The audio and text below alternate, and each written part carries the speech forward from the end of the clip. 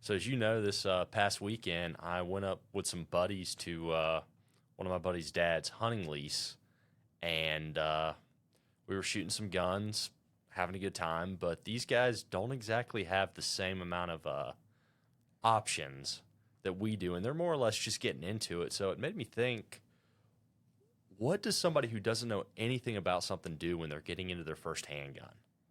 Imagine they turn to Google a lot. Yeah, they probably go and search, and as we know, a lot of the options you're going to come up on Google have an agenda. Well, and not only that, but even if they turn to a gun store, you'll run into a situation like you did with my mom, where for whatever reason, I'm obviously going to point her towards a Glock. That's just, me. But she ended up with a Ruger Security 9.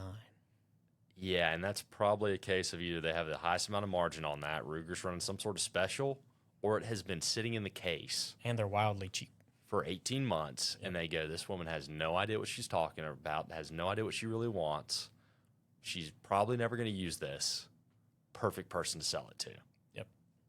Well, the good thing is she did finally end up with I think it was like a Smith & Wesson Airweight. Yeah. But she ended up giving me the Ruger Security 9. And I'm like, what do you want me to do with the Ruger Security 9? So, I think without good information, they're going to either get sold or they're going to buy something and not know exactly what they're getting. Yeah, so somebody starting out right away, I think it's important for them to realize what they want to do. Like we talked about revolvers versus semi-autos. So are you really going to become proficient with that gun, or are you looking for something that you can get the bare minimum, just learn how to safely use it, and then use it to protect yourself? Because if that's the case, 38 caliber revolver, 327 Magnum, Ruger LCR, that's probably going to be your best way. It's easy to load and unload the gun, just operate it safely. Where people are unsafe most of the time is when they're using, what's what I'm looking for? When they're manipulating the gun. When we go to classes, what's the thing everybody says? Shooting's easy. It's teaching people to properly manipulate the gun. Well, I think that's where this, the constant, everybody's like, what should my mom get? What should such and such get? I'm like, how much are you going to train with it? How much are you going to get familiar with it? Because if you're not going to learn the controls, learn how to change the mag, learn how to rack the slide, learn how to hold the slide open, the basic functionality of the gun. If you're not going to learn that, get something like a revolver. And the whole reason is it's easy. There's one button, maybe a hammer. A lot of them, obviously they're hammerless. Pop that thing open. It's going to shoot when you go boom. Or when you pull the trigger, it's going to go boom. So it's all about how much are you actually going to put into it, because I'm not going to recommend a Glock for somebody who's not actually going to put the time in to learn how to use the thing. And if you're willing to take like 3 to 6 months, you're going to go to the range weekly, you're going to dry fire, you're going to go take some classes, get some private training one-on-one at your local range. A Glock, a semi-auto, great option. Like, it's kind of like working out. You can build up to a certain level of proficiency and then hit a maintenance mode that is not nearly as intensive, but you do have to build that skill off the bat. It's not something that just comes to you naturally. And that was, so the guys I went shooting with this weekend, they've taken some classes. One of my buddies, he was back in high school, so this was probably 10 years ago when he took his last class, and his dad took a few more classes than he did back then. It was with some people we know. But the dad was amazed how much his skills had fallen off because he hadn't been maintaining. He'd shoot a gun every 2 years, and then he's like, I was this good when I was at the class, had the instructor in my ear, he was doing pretty good. But you let that fall off, and you got to deal with it. So what do you think? Let's say somebody does want to put in that initial work. If they're lowest common denominator, they just want to learn to safely use it and then go straight into maintenance mode. Hammerless revolver. I'm going to suggest hammerless just to keep it as simple as possible. Yeah, especially if, like you said, if you're not going to shoot it but once every year or 2 years, revolver, no doubt. One, weight's not crazy, and two, the calibers or the ammo's easy to find. Even when it got crazy, I still think the revolver ammo was relatively, it was expensive. No, well, what happened when it got crazy? Revolver ammo was easy to find for about a year, but then it took another 6 months to a year on the backside. Because the production shifted everything to 9mm and popular calibers, and that got neglected. Once that got scooped up, they had to catch up. It took longer, But it's not as in high demand as the regular 9mm and the 45 and 223 and all that stuff. But Yeah, I mean, I think revolver's the way to go if you're just not going to really shoot it. Now, if you're going to get it out a couple times a year and you are interested in it, and it's not just a tool that it's like a rake. So an You're not argument, gonna use it every week. yeah, an argument a lot of people make is they go to the range, they shoot a semi-auto. They're a lot easier to shoot.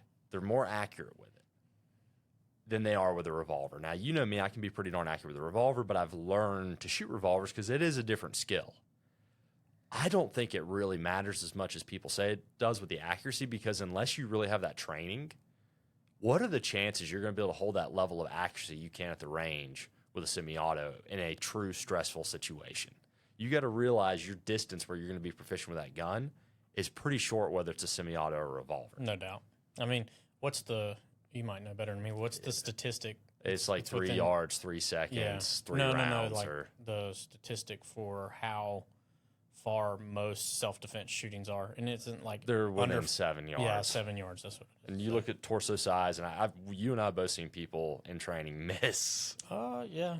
I've seen some wild stuff in classes, but it's all a question of speed and action. You can take a world-class pistol shooter, and if you push them fast enough, they are going to miss a man-sized target at 7 yards. It's all about speed. Yeah. And so if somebody's under a lot of stress, whether they have a revolver or semi-auto, they're going to miss. So they need to know what their distance is, that, hey, I can not have to worry about hitting somebody else around. That's the most important thing to know. And so this makes me think that I probably don't practice real enough self-defense situations because I'm constantly shooting steel. You're not shooting steel with FMJ within 7 yards. You're just not doing it. I mean, if you are, stop. But, you need to shoot more on paper within 7 yards, under 10 yards. And, I'm constantly shooting steel at 15, 25 yards because it's fun to get distance and, see how far you can hit. And I think if you are going to shoot steel, you need to probably shoot it at 25 yards and back, because most of these targets, unless you have a real reduced size steel, I mean, steel targets I've got, they're not, I don't think they're C-zone targets. I think they might be a little bit smaller, but still, I shoot at 50 and 75 yards when I'm shooting steel. Other than that one kid active, or one guy active shooter in that mall that he smoked from like 40 yards or something. Good distance, you're not shooting that far. If you're just protecting you and your... I like having the ability to know that I can do that, though. No doubt. But how often do you shoot under 10 yards? Are you saying in self-defense or in practice? Like in practice for self-defense. I probably need to shoot more often. That's what I'm saying. I'm the same way. I just thinking about it right then, I'm like, I don't practice that nearly as much as I should, especially drawing in under 10 yards and maybe even, backtracking because naturally you need to try to get away from the threat. Or closing on, depending on the situation. Right. But anyway, sorry. All right, so tangent there. Let's bring it back to new shooter, maybe has zero experience with guns. They want to buy a handgun for home defense. They're thinking about potentially carrying it. Where do you think they should go right off the bat? What should they do? What's the first bit of research they should look into? What are some good options gun-wise? Well, I mean, first and foremost, you're going to look at compact and below if you're even remotely considering carrying it. If it's just a home gun, just a home defense gun, it's going to sit in a nightstand or a nightstand safe, Not worried about concealment. Yeah, not worried about concealment. The world's your oyster at that point. I'm going to say Spectre comp all the way because that thing's awesome. So this is somebody right off the bat, though. They don't know what they like. Right. That's a stretch. I'm going to push somebody if they've got larger hands, or I'm going to say medium-sized hands on male gloves. Go Glock 19, probably. That's what I'm going to say to get bar none, and I'd get Glock 19 Gen 5 MOS because it gives you options. If you want to grow into that gun, you decide you want to add a red dot, probably help with resale a little bit because it'll open up the market. But I just think that's a good way. If somebody doesn't have a lot of money, or if they're really on a budget, probably get like a Taurus G2C or G3. Yeah.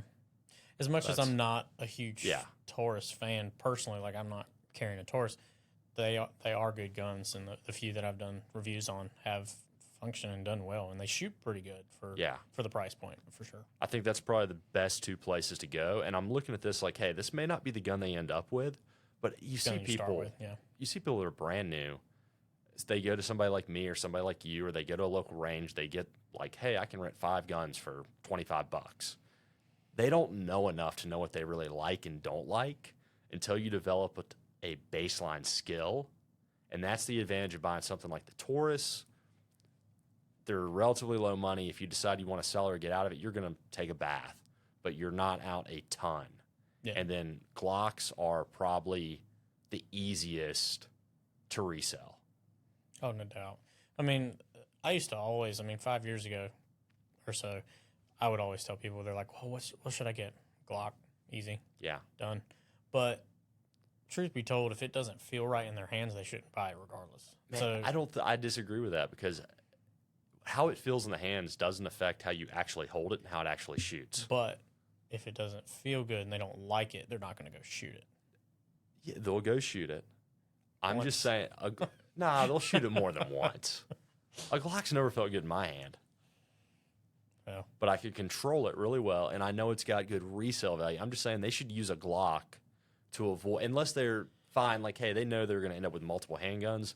They want to try multiple things. Buy whatever. Buy a CZ. Buy an FN. I think the best advice is probably go to a range where you can rent a slew of guns and actually shoot some. The problem with that, though, is until they develop that baseline of skill. That's fair. Yeah, that's true. How many people, when we've been to training classes or whatnot, you see the brand new people go out. They've bought a Ruger like SR9 or something. Then they go out. They don't really know what they like. They go shoot a Glock. You can just go either direction. It's easy to resell. That's true. So if you Keep most of your value. You're like, this isn't for me, you can get rid of it, take a little hit on it, and go get something you like. I mean, that's fair. I still point people towards Glocks, but, I try to look at it as I'm pretty brand loyal to Glock. And if you've got a brand new driver, 16-year-old who has they don't need to tow a trailer, they're not trying to go super fast, you're not going to tell them to get like a BMW M3 or to get a Ford F-250. You're going to tell them to get like a Toyota Camry or like a Honda Accord or something just kind of basic centerline that's, again, easy to resell once they decide what they really want. That's where the Glock kind of shines to me. Yeah, I mean, I don't disagree with you. I'll never point somebody away from a Glock. But, I do want people to end up with something that they like. But you're right. It might just be a starting point. Yeah, the problem is they don't know what they like. Right. And they got to start somewhere. Yeah. So if they're looking at compact guns, what do you think? Probably SIG P365 XL or a subcompact that? I know you're asking me the subcompact question, knowing I don't like the SIGs. But now, I say I don't like the SIGs. Ironically, I own a lot of SIG handguns, but I will not carry a P365. That not because I don't trust it, but just because it's not for me. I think if you carry a P365, great. I have 2 P365 XLs. You also have medium or larger size hands, though, as a male. True, but I also carry a Glock 48, which is in that same realm. To me, I've carried a Glock since the time I was 18 years old. Glocks just feel like natural to me. It's like putting socks on, So I carry a Glock 48. It's going to be hard for me not to recommend the Glock 48 if you want something smaller, 43. But I do like the P365 as far as, shooting. And I just... If you've got smaller hands or you're as a male or a female, I think probably the P365 series and the Glock 48 43X are probably the 2 routes to go, again, for resale value. And they're kind of that center line. If you decide you don't like them, it's going to be easier to get rid of those than it will like a Springfield Hellcat. Right. And I like the way the Hellcat's set up better out of the box, actually. Ironically, the Hellcat feels pretty good in the hand. I don't like how it shoots. I have all these guns, so it's like, I've shot them, but, it's... Do you like the sights on the Hellcat, though? Yes. The sights are probably the best sights out of the box. Yeah, they did a good job on those. Yeah. And, of course, Hellcat Pro, MOS. The Hellcat Pro is a gun that annoys the hell out of me because it's got the longer barrel, longer recoil spring. It does not shoot any softer than the regular Hellcat. You throw a 15-round mag or a 12-round mag, depending on the length of your hand, and a regular Hellcat, you get the same, 99% similar recoil impulse as the Hellcat Pro, even though the barrel's almost a half-inch longer. That annoys me. Yeah, I mean, you don't gain anything. Yeah. So, but, again, all these guns are good options, and if somebody wants to go that route, go for it. because, I mean, they're all solid guns. It's just, what is your preference? I think that's really what it boils down to. But again, if you're new, you don't know what your preference is until you actually go try them. And I do think SIG's a good starting point. Again, like you said, to hold the resale value. And realize you're going to take a bath on any gun resale value, but no doubt. If you're outside, it's like buying a car. As soon as you take it out of the store, you might as well call it used. Well, it's even worse though, because a car, you're going to take a few $1,000 hit or whatnot. Right now, the used car market's insane still. Yeah, that's true. But with guns, you know, you buy a $500 gun, the gun store's margin on those is usually about 15%. It's tiny. So they're making $75, $80 on a used gun. They're going to sell it for about what cost on a new gun is, and then they still have to make probably about $100. Yeah, on a used gun for sure.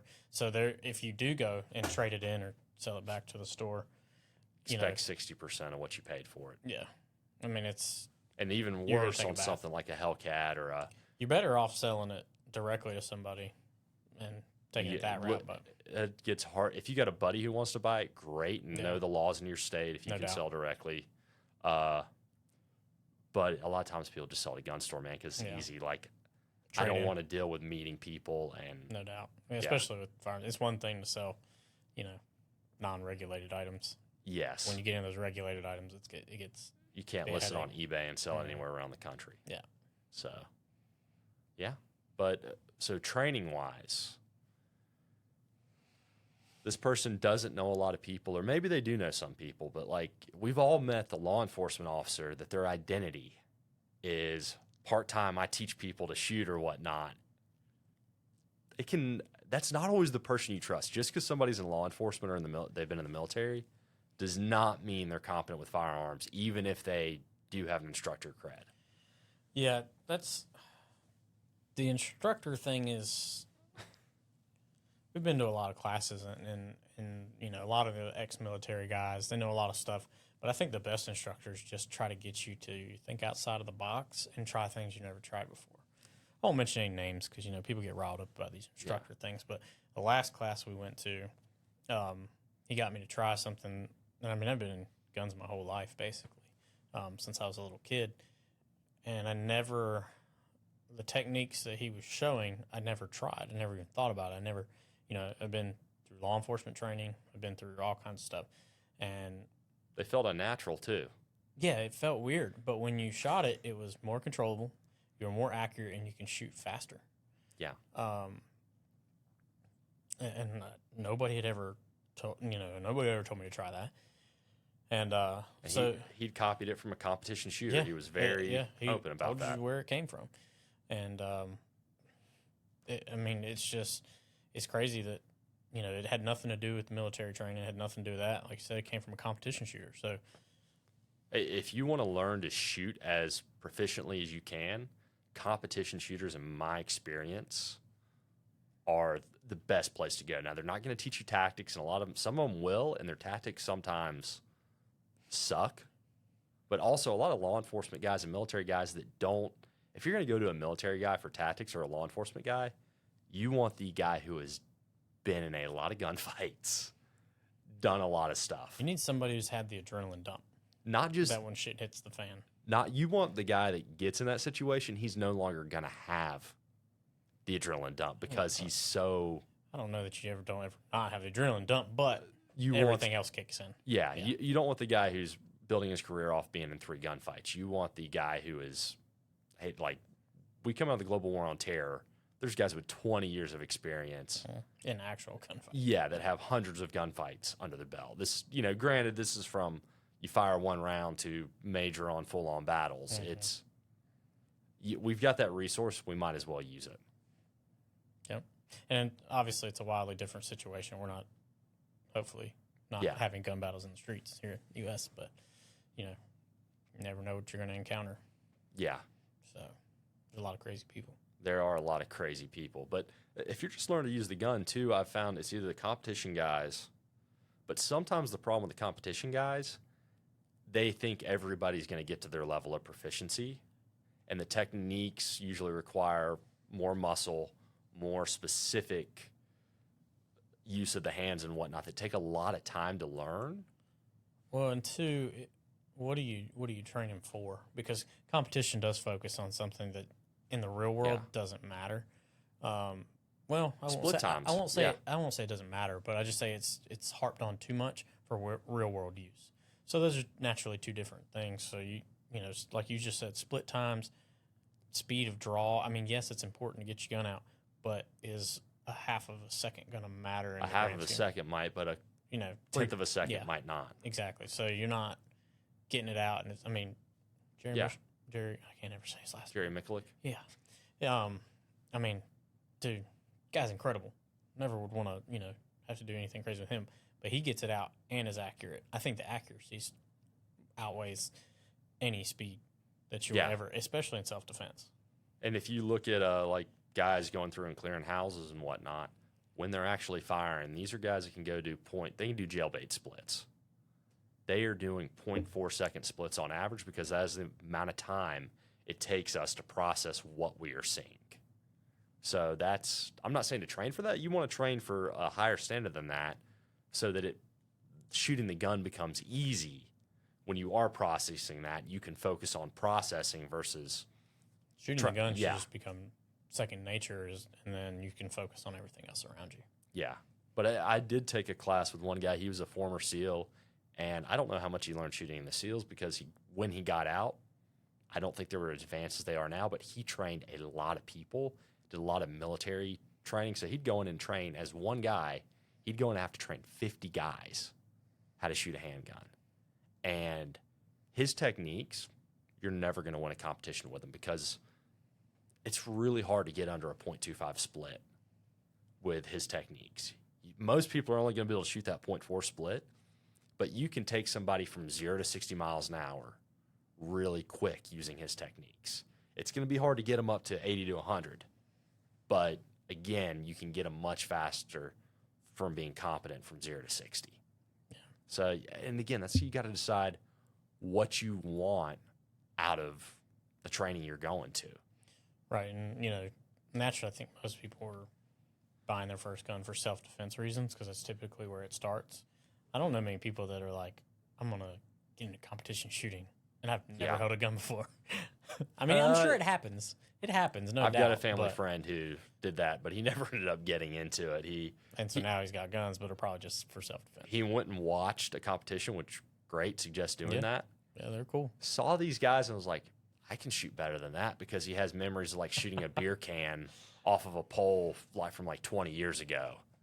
Gotta love that. Then he actually went to the range and was like, yeah, these guys there's a lot more going on with this than I thought. Yeah, too, those guys are shooting like race guns. They're shooting competition guns. Yeah. So, comped and, the 9. So, different deal. So, somebody, if they're going to do that, they need good eye pro, good ear pro, a solid gun, a couple of mags, and really a place to shoot. That's probably the most important thing is ammo and finding somewhere to shoot. I mean, we both have bukus of guns, and ammo is probably what we buy the most of just because it's the expendable part of this whole gig. So.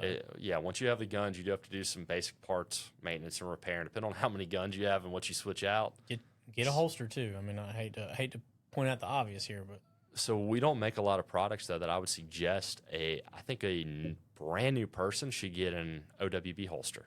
We specialize in IWB. No doubt. Yeah, you need to get comfortable carrying it on your side long before you stick it probably in your pants. Yeah, that's just a safer way to get used to it, and I'd honestly get something that sticks further off the body. Yeah, not almost closer in. Like a duty holster. I wouldn't go with all the retention levels because I think that could actually initially become a little more unsafe because you're just get frustrated. Like what the Contender was. Yeah. Yeah, that would be I love that thing. Press it in. Just because it's what I carry around the range. Yeah. Unless I'm out practicing. Yeah. So. Safariland ALS, it's got just a little thumb lever. You can buy those off Amazon for most guns for under $50. That's not bad. That's a solid option. It's definitely good for starters. Yeah. What is it? The Canics that come with a holster, which those are crap. Those are horrific. But yeah, if it comes with it, if a holster comes with it, 9 times out of 10, I'd say trash that thing. Yeah, they're usually pretty bad, and very poorly designed. They could easily break. A lot of them are not safe. Yeah. So. And don't get the what is it? I carried one for years. The Safari. I think it's the Safari Land with the little finger, the index finger. What was that? It's the 6000 series probably. They've got level 2, level 3, and level 4. But everybody's like, yeah, don't use that. Yeah, I mean that's Safari. That's a law enforcement. That's a military. Is it Blackhawk? I don't know. Oh, the Serpa. Serpa. Do not get a Serpa. Do not get a Serpa. Yeah, that's what I started with, and I hate to admit that. I sheepishly admit I started with a Serpa. So the Serpa holsters, the problem with those is your finger has to press into a divot in the holster itself, and that unlocks the retention. But where your finger placement will be when you pull it out of the gun is on the trigger. Very easily slip into the trigger guard. So yeah, they should have put that up and ride it down the frame. And so what do you think about people having a safety on their first gun? I understand, clock guy, so forgive me. But I understand the desire to have a safety because safety, but not on a handgun. Let's also be clear that when having a safety on a handgun, Smith & Wesson has had a lot of recalls. On the safeties. Yes, and so most guns have internal safeties.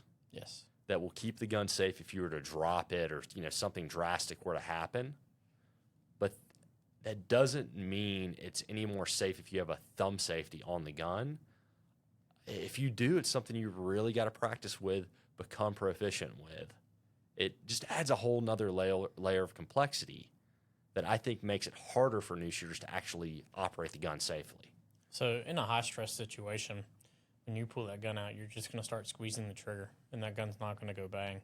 And you're going to sit here and say, why is this gun not going bang? Unless you go through and unless you're very much like, as you pull, but at that point, why have it? But, all right, so 1911s have a really well-designed safety. They do. But most people don't shoot them correctly. Like when I'm running a 1911, I always keep that thumb on top of the safety. The only time it comes off is when I'm putting the safety back on. And then if the safety's on, my thumb is still sitting on top, so I just have to flick down and come off. There are a lot of safeties, though, on some guns, like Berettas, that are counterintuitive. They're in a weird position. You have to, flick them up or something. I want a safety that if I'm drawing the gun, my thumb can come in high, and it can press down and disengage that safety so then I can fire. The Smith & Wesson M&P, the new SIGs aren't bad. They've got a pretty well-designed safety on the M17, M18. Oh, yeah. The P365, the Hellcat, believe it or not, it's a little bit small. Do they have one with the Hellcat option? They do. Oh, okay. They've got an ambi. They're similar to what SIG has on the Okay. P365s. Yeah, see, when I don't even look at the ones with safety, so sometimes I don't even know if the model comes with an optional thumb safety. But even then, I wish those safeties were a little bit wider just to... Yeah, they always typically try to keep them very flush, but then I'm like, you got to get these things on and off. Yeah. The 1911s, I think, do it the best, but... Do you remember the Smith & Wesson Shield safeties? It's so the Shield Plus came out. I go into my gun store to buy one, and they only got in 7 of the safety models. I needed to get holsters out for that gun. They were like, look, 2 days later, we've got a shipment coming in 2 days with no safety. I was like, I'll get the safety version. I tried to handle those guns. I could not get that safety off because it's so recessed. So I said, screw it. I'll wait 2 days. And that was the right call. Yeah. Do not get a Smith & Wesson Shield with a thumb safety because they're poorly designed. If you do have a thumb safety, I think it needs to be ambi. I would have just stopped that statement with don't get a Smith & Wesson Shield. But So why don't you like the Smith & Wesson Shield? Smith & Wesson Shield. I don't. There's so many reasons. I don't like the way it feels. The Shield Plus isn't bad. I haven't had any experience with the Shield Plus, so I won't knock that. But I can unequivocally say you won't catch me with a Smith & Wesson Shield. So if you look at historically, the Walther PPS was the first kind of carry size gun, and then you had the cars. Yes. Cars were never really super reliable for the most part. I know some of them were, but a lot of them weren't. So they never really got good market success. The Walther PPS came in at close to $1,000 when it was released. And then you had the Glock 43 and the Smith & Wesson Shield. And that was all there was for a while as far as those really small guns. So, and then the Walther PPS, when those came out, they dropped that price point down to, how much was it? Like they were selling for like $399 or $299 at one point. They're not very expensive now, I don't think.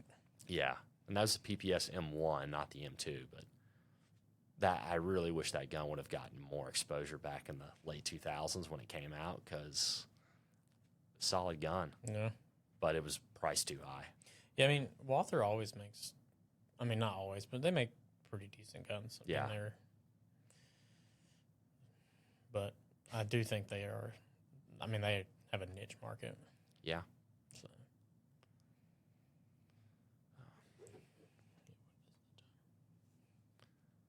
Should we talk about for another 15 minutes? I don't know. You're going to have to edit this part out, though. I'm not worried about it. All right, let's talk about belts. So, I want you to make belts. All right, we'll talk about your belt. I want you to make belts. I know. What's holding you up on that? The buckle. Nailing the buckle. Yeah. The attachment system for a belt is arguably the most important part. Getting the strength and the rigidity and everything else you need. And naturally, we're talking about concealed carry belts. I'm not talking about dress belts here. Or duty belts. Yeah, or duty belts. That's way outside of my realm. Yeah, I mean, scuba webbing's kind of the go-to as far as that goes. So, and there's some biothane, some stuff out there that does work good. And there's tons of options. I mean, belts are like backpacks, man. They're a dime a dozen. But we want to do something different in the buckle space. Now we've made a 3D printed buckle. But again, that was more of like a me project because I'm allergic to nickel. So I have, if there's any nickel in a belt buckle and I wear it with the shirt untucked, I'm going to break out because it'll just rub skin will just rub the belt buckle. Well, naturally polymers, I don't have that problem. So we 3D printed a belt buckle, wearing it now. But it's very basic, but it works great because the rigidity of the scuba webbing. And then it's not too rigid. It's right. not, and that's one thing. Everybody, I feel like gun belts they're starting to catch up, but people are kind of overcorrecting now. So when it started out, everybody was wearing leather gun belts. A lot of times they'd throw a steel or like a Kydex stiffener. So these belts are like 3/8 of an inch thick. They're super stiff, and they work great if you're carrying a 40+ ounce 1911 on one hip with multiple magazines on the other. OWB. But then you throw those guns IWB, you don't need that stiff of a belt. They put way too much pressure on very specific points on the hips, and it's really uncomfortable. Doesn't help conceal the gun well when you're carrying appendix because it's not going to press that wing in correctly. And then you've got stuff like the company Groove that makes the rings. Mm-hmm. So they're making what they call an outdoor belt for concealed carry. And I've had multiple customers buy that belt and they email me they're having problems with their holster. That belt is just not, it's got stretch to it. Oh, yeah. That's not a good thing for concealed carry belt. No. I mean, the big thing with concealed carry belts are you want it to hold as much as possible. I mean, you want to be comfortable, of course. Yeah. But as much as possible, you want it to hold not only your clip for your holster, but that holster in place. So when you're pulling it out, it doesn't move because you need that counter force to keep the holster where it is so it doesn't come out with the gun because you're trying to get the gun out, not the holster. So, and you also want to support the weight of whatever gun you're carrying. Like, right. I'm going to choose a different belt to carry a P365 or a J-frame than I am going to choose to carry a full-size 1911. Oh, God. Are we carrying full-size 1911s for concealment? I might, man. I'm thinking about getting a 38 Super and going old school. Okay. All right. I got to know. If you had to carry not a non-polymer gun, something that's a little bit retro, what would your gun of choice be? It's going to be a revolver. I did not know that. It's going to be a revolver, no doubt. I'm not going 1911. What are you going to go with? K6S is nice. Okay. I did, and thanks to you, I got to get a little gander on the case success. I don't know. The Smiths, the hammerless Smiths are pretty nice. So you're gonna get like a small little carry gun. Yeah, You're not it's gonna go gonna with be a something carry gun. massive. No. Now, they do make some compact 1911s. If I did have to go 1911, I'm saying this for our friend Workman, I would get staccato. So if I had to go 1911. I'm thinking about picking up a staccato CS, but the barrel's just a little bit short. I want a little bit more. They're dropping something soon. I don't know what it is, but they teased it the other day. It's dropping real soon. I can't remember the date. I'll have to look up to that. I'll have to look that up. They dropped it posted it somewhere on social media. It was so funny to read the comments, though, because everybody was like, I just bought this. I just bought that. It's probably, honestly, going to be a disappointment. Like, I hate to say it. Staccato's kind of missed. Yeah, but I don't even know what it was, because, it's just a blacked out. It's a shadowed whatever it was. I want a staccato, the staccato XC, the big comped. I want that shrunk down into a CS. You and your comped pistols. Hey, they're effective. They add that little bit of length. They recoil really softly. But old school retro, I think I'm going to get a Dan Wesson V-Bob in 38 Super. I got to be different, man. You always got to be different. That's a nice way to put it. Yeah. That's a very, very politically correct way to say that. 38 Super is a cool round. I'll give you 38 Super is cool. Isn't there a 38 carry now? The 30 Super carry. 30 Super carry. So that's like a 9mm length, I believe. Yep. That's shrunk down into 30 caliber, so you can fit a few more rounds in the mag. I don't know if that's actually taken off or not. It hasn't. Who put it out? Federal and Smith and Wesson. Smith. Yeah. And then I think Nighthawk might have. There's a couple 1911s, but you basically got Smith and Wesson has like 2 or 3 guns in it, and then Nighthawk and a couple other 1911 companies. But the round's kind of cool. It has some potential, but it doesn't offer enough over 9mm. Yeah, it's especially with the cost and the availability of the ammo. Trying to find it. I mean, you're basically going to have to buy it online. You can't walk in your gun store and probably buy it. My gun store has it. Sportsman. I was in a Sportsman's Warehouse the last couple of weeks. They had it. Really? I guess that's what happens when Federal bankrolls the ammunition. But you've got to wonder how long that's going to last, though, because that ammo might be 2 years old sitting on the shelf. True, yeah. Since the release of it. That's true. Yeah. But retro carry, I think I'm working on a holster right now for my Smith & Wesson carry comp. The Model 19, so 6 rounds of 357 and a comped revolver, that 3-inch barrel. Yeah, I mean. It's a nice little setup. Not bad. Yeah. So, all right. All right, well.